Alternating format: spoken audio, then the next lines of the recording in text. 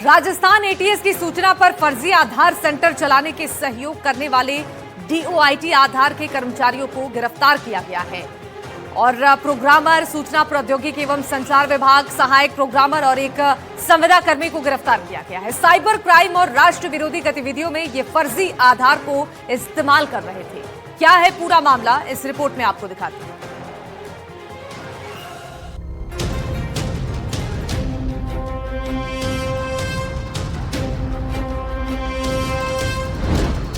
फर्जी आधार सेंटर का पर्दाफाश,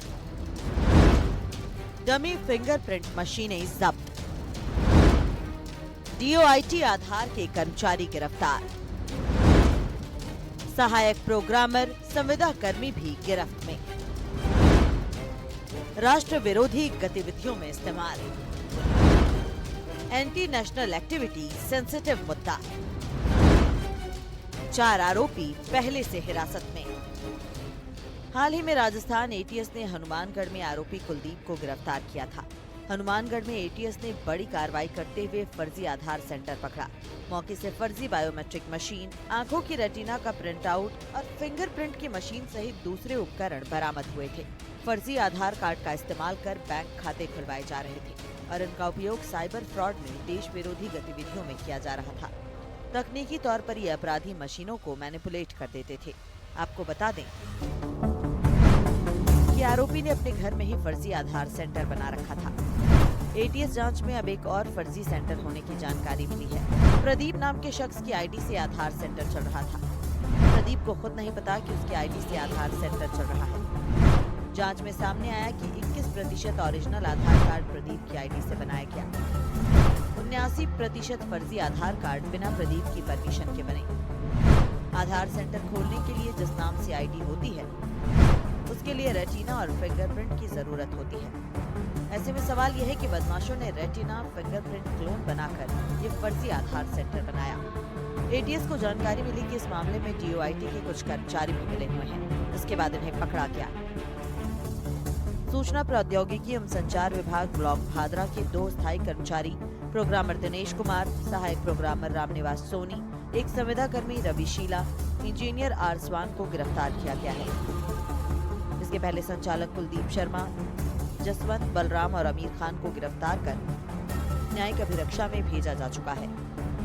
आधार सेंटर जसवंत और आमिर खान के नाम से ही अलॉट था। अब तक 7 आरोपियों को गिरफ्तार किया जा चुका है। किस आईडी से चल रहा था, उस व्यक्ति की भूमिका भी जांच की जाएगी। हाँ, जसवंत और आमिर की भूमिका की भी जांच की जा रही है। एक तो आमिर खान है और एक जसवंत, जिनकी आईडी को ये काम में लेके और इस आईडी का क्लोन बना के और इसने ये सेंटर चला था। सर, इन्होंने आंखों की रेटिना बना रखी है, फिंगरप्रिंट बना रखे हैं, तो ये आप यहाँ उसके बारे में बताया वो कैसे काम करता है, एक सवाल। दूसरा सवाल, अब तक कितने आधार कार्ड बना चुके हैं? अभी ये इन्वेस्टिगेशन चल रहा है, उसका जो लैपटॉप है वो चेक किया जा रहा है। ये फर्जी एक क्लोन रेटिना भी ले रखा है और क्लोन फिंगरप्रिंट भी ले रखा है, जिसको उसका क्लोनिंग करके जो आईडी का व्यक्ति है उसकी आईडी से उसको मैच करवा के उसको ओपन करता है। और इसमें प्रथम दृष्टया ये सामने आया कि कोई न कोई व्यक्ति जो कि इस प्रक्रिया में सम्मिलित है, उसने इसको क्लोन दिया है, ये बात सामने आई है। आरोपियों द्वारा अब तक इस प्रकार फर्जी तरीके से कितने आधार तैयार किए गए हैं, इस बारे में यूआईडीएआई और डीओआईटी से समन्वय स्थापित कर जानकारी जुटाई जा रही है। गिरोह द्वारा चलाए जा रहे इस धोखाधड़ी के नेटवर्क में जुड़े दूसरे साथियों के संबंध में गहनता से पूछताछ जारी है। एटीएस को इनपुट मिला कि इस तरह के से फर्जी आधार सेंटर राजस्थान में और भी कई शहरों में चल रहे हैं। इस फर्जी आधार सेंटर की सहायता से गलत लोग फर्जी आधार कार्ड बनवा रहे हैं। इससे मोबाइल नंबर लिए जा रहे हैं और ये मोबाइल नंबर साइबर ठगी में उपयोग किया जा रहा है। इसके साथ ही बैंक खाते खुलवाए जा रहे हैं, उसमें साइबर अपराध से जुड़े पैसे मंगवाए जा रहे हैं। वहीं पासपोर्ट भी बनवाया जा रहा है, जो राष्ट्र विरोधी गतिविधियों में इस्तेमाल में लिया जा रहा है। हाल ही में जयपुर में एक उदाहरण सामने आया था, जहां पर पाकिस्तान का आतंकी खरगोश जयपुर आया और फर्जी आधार का इस्तेमाल कर वो पासपोर्ट बनवा कर वापस इंडोनेशिया से खाड़ी देश में फरार हो गया। इस तरह से आधार कार्ड का बड़ा रैकेट पूरे राजस्थान में चल रहा है। ऐसे में एटीएस और खुफिया एजेंसियां इसकी तलाश में जुट गई हैं। एटीएस की सूचना के बाद आखिरकार हनुमानगढ़ पुलिस ने डीओआईटी के 2 स्थायी कर्मचारी और एक जो टेम्परेरी कॉन्ट्रैक्चर लग रहा था उसको भी गिरफ्तार कर लिया, यानी कि तीनों को पकड़ लिया है।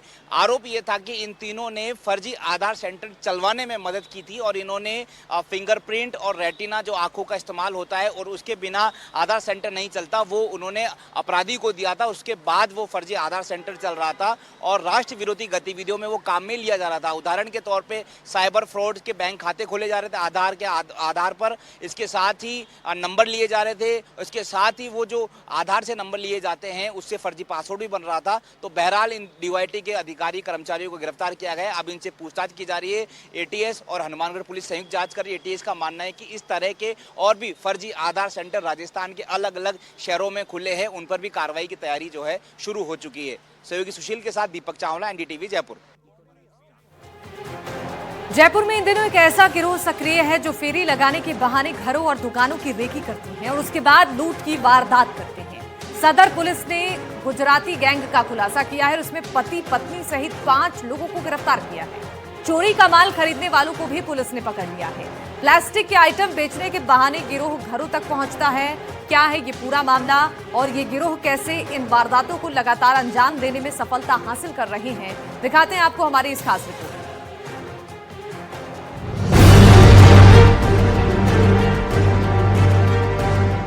सामान बेचने के बहाने रेकी, अंतर्राज्यीय नकबजनी गैंग का पर्दाफाश, गुजराती गैंग के कई सदस्य गिरफ्तार, 5 आरोपी पुलिस की गिरफ्त में, 10.5 किलो चांदी बरामद, सीसीटीवी फुटेज से पकड़े गए आरोपी।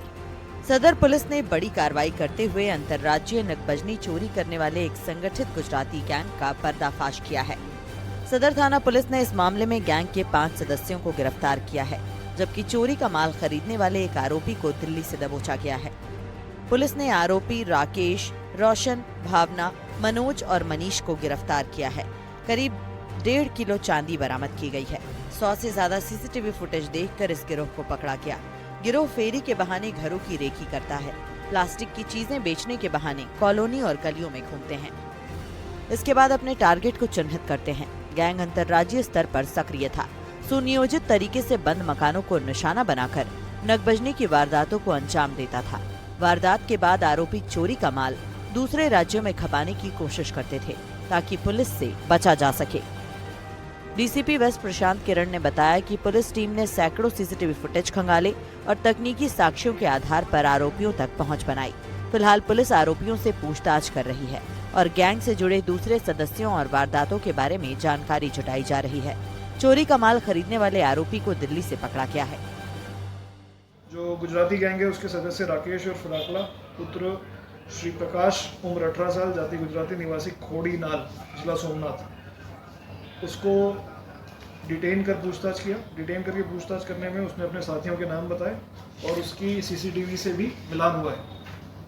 घटना में जो चांदी गई थी वो इन लोगों ने बरामद करवाई है, जिसकी कुल मात्रा 10 किलो 470 ग्राम शुद्ध चांदी सिल्ली के फॉर्म में बरामद करवाई गई है।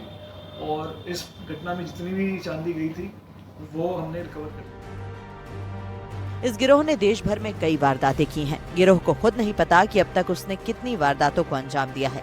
महिला घरों में रेकी करती है और अपने पति की सहायता से गिरोह के बाकी सदस्यों को लीड देती है। वारदात होने के बाद बराबर हिस्से में लूट के पैसे का बंटवारा किया जाता है। अपने महंगे शौक पूरे करने के लिए ये गिरोह वारदात करता है।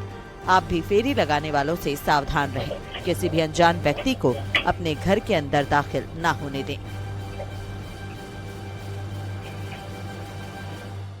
बहरहाल पुलिस ने इस गुजराती गैंग का खुलासा कर दिया है। पति पत्नी सहित कुल 6 आरोपी गिरफ्तार हुए। जो चोरी का माल खरीदता है दिल्ली से, उसे भी पकड़ा गया है। अब इनसे पूछताछ की जा रही है कि देश भर में इन्होंने इस तरह की वारदात और कहां-कहां की है। इसके साथ ही जयपुर पुलिस भी अब लोगों से अपील कर रही है कि इस तरह से फेरी लगाने वाले अगर आपके घर में आए तो उनको अंदर नहीं आने दे और सावधानी बरते। सहयोगी सुशील के साथ दीपक चावला, एनडीटीवी जयपुर। तो देखा आपने, गुजराती गैंग के जो कई सदस्य पुलिस की गिरफ्त में हैं। अब इनसे पूछताछ के दौरान ये जानने की कोशिश लगातार प्रशासनिक टीमें कर रही हैं कि ये गैंग और किन किन जगहों पर सक्रिय हैं और कितने लोगों को अब तक अपना निशाना बना चुके हैं। चलिए बढ़ते हैं आगे। सड़क हादसे एक ऐसी समस्या है जिसका अभी तक कोई ठोस समाधान नहीं किया जा सका है, लेकिन जयपुर पुलिस ने देश में पहली बार ऐसा नवाचार किया है जिससे आपको गूगल मैप पर ही ब्लैक स्पॉट का पता चल पाएगा। ब्लैक स्पॉट यानी कि ये वो जगह है जहां सबसे ज्यादा हादसे होते हैं। ऐसी उम्मीद जताई जा रही है कि इस तरह के नवाचार से सड़क हादसों को कम करने में काफी हद तक मदद मिल पाएगी। तो क्या है ये नवाचार और इसे लेकर कैसे काम करता है गूगल मैप, इस खास रिपोर्ट के जरिए आपको पूरी जानकारी देंगे।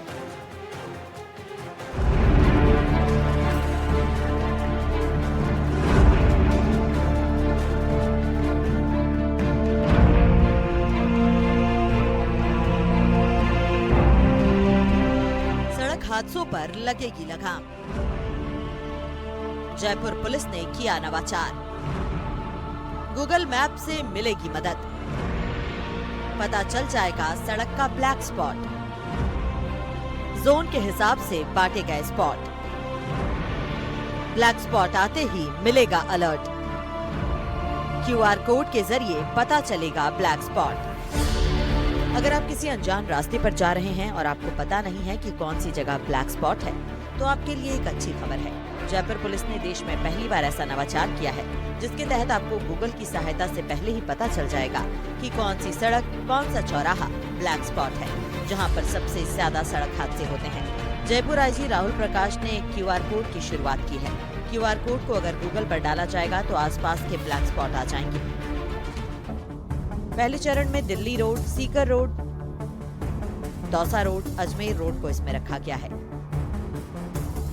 साथ ही कई सारे ब्लैक स्पॉट चिन्हित किए गए हैं। आने वाले चरण में इसे गूगल मैप से भी जोड़ा जाएगा। अगर कोई ड्राइवर गूगल मैप का इस्तेमाल कर रहा है तो उसे ब्लैक स्पॉट के बारे में पहले से ही जानकारी मिल जाएगी, जिससे होने वाला संभावित सड़क हादसा रोका जा सकता है। येलो, ऑरेंज और रेड जोन में इन्हें बांटा गया है। रेड जोन यानी सबसे अधिक खतरा। येलो और ऑरेंज मतलब सावधानी बरतने की जरूरत है। येलो जोन यानी कम रिस्क, जहां पिछले 3 साल में 10 एक्सीडेंट हुए हों। ऑरेंज जोन यानी मध्यम रिस्क, जहां पिछले 3 साल में 10 से 20 एक्सीडेंट हुए हों। रेड जोन यानी हाई रिस्क, जहां पिछले 3 साल में 20 से ज्यादा एक्सीडेंट हुए हों। हाल ही में आईजी राहुल प्रकाश ने रेंज के सभी जिलों में सड़क दुर्घटनाओं में कमी लाने के उद्देश्य से सर्वे करवाया था। इसमें 121 ब्लैक स्पॉट सामने आए हैं, जहां पिछले 3 साल में 1108 लोगों ने जान गंवाई है। इन्हें दुरुस्त कराने के लिए संबंधित विभागों के साथ मिलकर कार्य योजना बनाई जा रही है। इनमें रेड जोन वाले 6 स्पॉट हैं, जहां 162 मौतें, ऑरेंज जोन वाले 37 स्पॉट पर 475 लोगों की मौत हो चुकी है। इसी तरह येलो जोन वाले 78 स्पॉट पर 471 लोगों की मौत हो चुकी है। इस तरह की पहल राजस्थान में पहली बार शुरू हुई है। मिशन सेफर रोड के तहत इस नवाचार की शुरुआत की गई है। ब्लैक स्पॉट को मैप पर ऐड करने के लिए पुलिस ने गूगल को पत्र लिखा था, जिस पर गूगल ने सहमति दे दी है। अगले कुछ दिनों में इन्हें मैप पर ऐड कर दिया जाएगा। इसके बाद आप इन हाईवे पर यात्रा के दौरान अगर मैप ऑन करेंगे तो ब्लैक स्पॉट दिखेंगे और आपको अलर्ट भी मिलेगा। क्यूआर कोड ज्यादा से ज्यादा लोगों तक जाए, इसके लिए सोशल मीडिया की पुलिस मदद ले रही है। साथ ही टोल प्लाजा और ट्रांसपोर्टर्स को भी क्यूआर कोड दिया जा रहा है। हम लोगों ने एक ये नवाचार किया, जिसमें कि आप ये देख सकते हैं क्यूआर कोड है। इसको अगर आप स्कैन करेंगे तो आपको गूगल के ऊपर ये इसको स्कैन करेंगे तो गूगल के ऊपर आपका ये मैप खुलेगा और इसके अंतर्गत डिफरेंट कलर्स हैं। अगर आप देखेंगे तो येलो कलर्स के हैं जो कि सी कैटेगरी के हमारे ब्लैक स्पॉट्स हैं। ऑरेंज जो कलर है वो बी कैटेगरी का ब्लैक स्पॉट है और जो रेड है वो ए कैटेगरी का है। रेड का मतलब है जहां 20 से ज़्यादा डेथ्स हुए हैं उस पॉइंट पे पिछले 3 सालों में। 10 से 20 हुए हैं तो वो आपके ऑरेंज कलर में है और अगर 10 से कम है तो वो येलो कलर में हमने दिखाए हैं। इसके अगले चरण में हम लोग इसको और आगे बढ़ाते हुए ये कर रहे हैं, गूगल से हमारी बातचीत ऑलरेडी चल रही है, काफ़ी आगे बढ़ चुकी है, कि सारे ब्लैक स्पॉट्स जो हैं जब आप खुद ड्राइव करेंगे और अगर आप नेविगेट कर रहे हैं गूगल मैप्स पे, मतलब आपने गूगल मैप खोल रखा है और उसके माध्यम से आप रोड पे चल रहे हैं, तो अगर ब्लैक स्पॉट आगे आने वाला है तो ऑलरेडी आपको दिखा देगा। जैसे आपको रेड कलर में जाम वाली स्थिति दिखती है ना, उसी तरीके से आपको पता चल जाए कि आगे हमारे रास्ते में ब्लैक स्पॉट आने वाला, तो आप ज़्यादा सावधान होकर के अपनी गाड़ी को चलाएंगे। आईजी राहुल प्रकाश जी जो बता रहे हैं कि किस तरह से इनकी टीम ने मेहनत की है और ये ब्लैक स्पॉट, डेड स्पॉट चौराहा चिन्हित किया है और गूगल की मदद ली है। केवल क्यूआर कोड डालेंगे और आपको पता चल जाएगा कि यहाँ पर हादसा हो सकता है, तो सावधानी बरतें।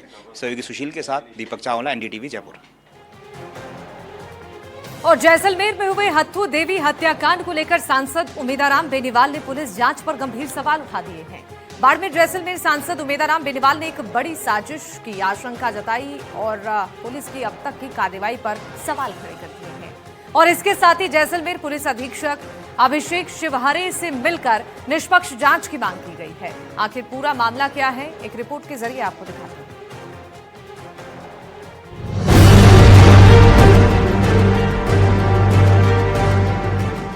महिला की गोली मारकर की थी हत्या। हत्थू देवी हत्याकांड ने लिया सियासी रंग। बंदूक में बारूद भर किया फायर।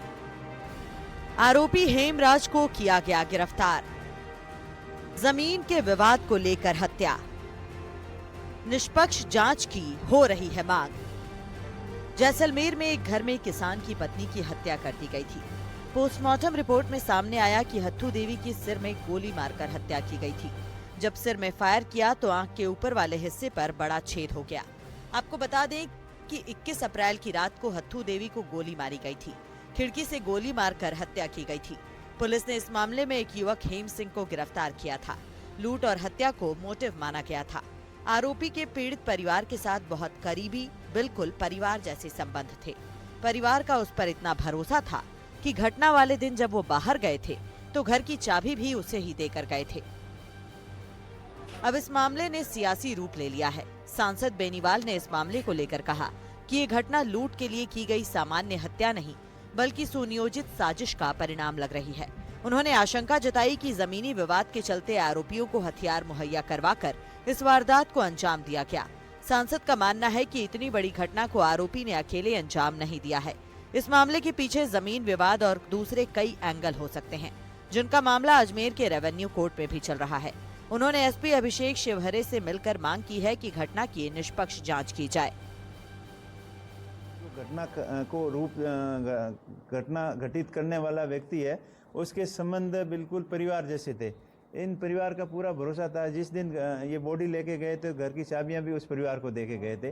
तो पहले तो उस परिवार से इतने घनिष्ठ संबंध बनाए गए कि इसके ऊपर कोई शक नहीं करे, और उसके बाद में जो घटना करने वाला है उसके पीछे जो साजिश करता, जिसके ट्यूबवेल के ऊपर वो काम करता था और भी कई लोगों से संपर्क में था, जिसकी ज़मीन का विवाद चल रहा था कई लंबे समय से, जो अभी रेवेन्यू कोर्ट में अजमेर के अंदर इनका मामला पेंडिंग है।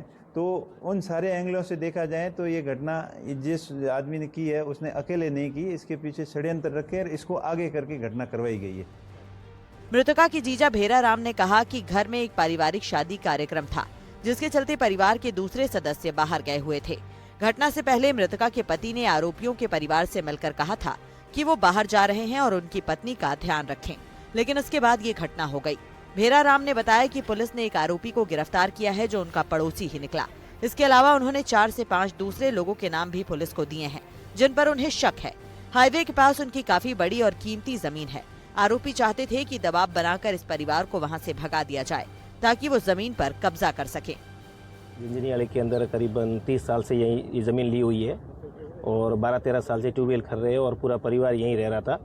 अभी पिछले कुछ दिनों से घर में एक पारिवारिक शादी हो रही थी, तभी आकर के मेरे जो साडू जी है वो घर पे गए हुए थे और वो अकेले थे। तो जब जिसने जो अभी हत्या की है उस परिवार को बोल के गए थे कि मैं घर जा रहा हूँ और आप ध्यान रखना, मेरी वाइफ का आप ध्यान रखना करके, मगर ये बोल के गए और उसके पीछे इतना बड़ा जो घटनाक्रम किया है, ये ऐसे जो आदमी है इनकी अगर समाज में ऐसी कोई जगह नहीं है। किस पर शक है आपको? शक तो ऑलरेडी अभी एसपी साहब ने जो काम किया है, पुलिस प्रशासन ने काम किया, बहुत ही बेहतरीन काम किया है और शक के आधार पे उसको जो मुलजिम को गिरफ्तार किया है वो उनके एकदम पड़ोसी निकला है। पुलिस ने 4-5 संदिग्ध लोगों को डिटेन कर पूछताछ शुरू की। पूछताछ में हेम सिंह ने वारदात कबूल कर ली। हत्या के मामले में फिलहाल पकड़े गए संदिग्धों से पूछताछ चल रही है। पूछताछ में वारदात के खुलासा होने की संभावना है। एक बार पूछताछ पूरी हो जाए उसके बाद ही मामले पर से पर्दा उठेगा।